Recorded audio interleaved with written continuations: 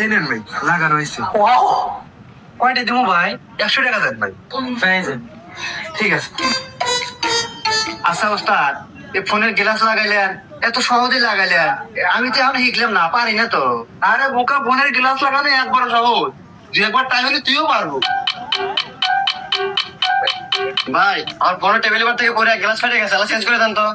আচ্ছা দেন ভাই, ঠিক করে দিতেছি। ওস্তাদ আমাকে দেন, আমি লাগাই দিই। আরে তুই নতুন পারবেন না বলে। আরে ওস্তাদ কোনো ব্যাপার না, দেন আমি লাগাই। তাহলে ঠিক করে। ও আগে পুরান গ্লাস তুলি।